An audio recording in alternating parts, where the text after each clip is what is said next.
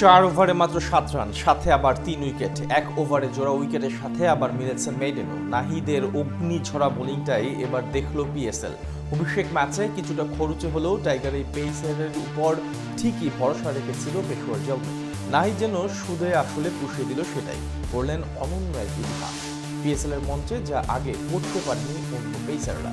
নিজের দ্বিতীয় ম্যাচ খেলতে এসে তবে কি এমন কীর্তি করলেন নাহিদ রানা, সেটার বিস্তারিত প্রতিবেদন। কিংবদন্তি ইয়ান বিশপ তার নাম দিয়েছিলেন বাংলাদেশ এক্সপ্রেস।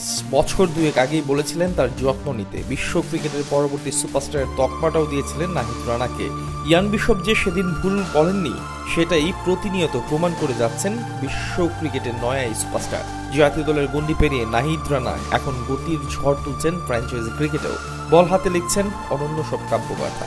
পিএসএল এর 11 বছরের ইতিহাসে যেই রেকর্ড স্পর্শ করতে পারেনি কেউ, সেটাই মাত্র দ্বিতীয় ম্যাচেই করে ফেললেন নাহিদ রানা, আমাদের বাংলাদেশ এক্সপ্রেস।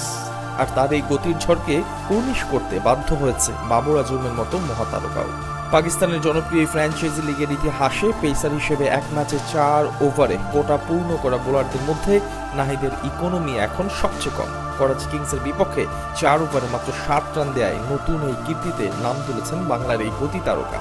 এর আগে পেসারদের মধ্যে সবচেয়ে কম ইকোনমির কীর্তিটা ছিল পাকিস্তানি পেসার মোহাম্মদ সামির। 2016 সালে এই করাচির বিপক্ষেই 4 ওভার বল করে 8 রান দিয়েছিলেন তিনি। 10 বছর পর সামির সেই রেকর্ড ভেঙে নিজের নামে করে নিলেন নাহিদ। পিএসএল এ নাহিদের অভিষেকটা ছিল সাদামাটা। উইকেট না পাওয়ার দিনে বল হাতে কিছুটা খরুচে ছিলেন এই পেসার, তবে তাতেও তার উপর আশাহত হয়নি পেশোয়ার। হীরের টুকরাকে ঠিকই চিনতে পেরেছিল, তাই তো আগের ম্যাচের পরিসংখ্যান নাহিদের পক্ষে না গেলেও এদিন ঠিকই তাকে একাদশে রেখেই মাঠে নামে বাবর আজমরা। নাহিদের উপর যেই ভরসাটা তারা রেখেছিল, নাহিদ সেটার প্রতিদান দিয়েছে অক্ষরে অক্ষরে। প্রথম ওভার থেকে গতির ঝড় তুলে কাবু করেছেন আজম খানের মতো ব্যাটারদের। নাহিদের বল ছুঁয়ে দেখার সাহসটাও পাচ্ছিল না পাকিস্তানের এই হার্ড হিটার ব্যাটার। প্রথম 4টা বলই সোজা গিয়ে পড়েছে কিপারের হাতে। আর প্রথম সাফল্যটা ধরা দেয় ব্যক্তিগত দ্বিতীয় ওভারে নাহিদের গতির কাছে পরাস্ত হয়ে ক্যাচ তুলে দিতে বাধ্য হন ব্যাটার সাদবেক।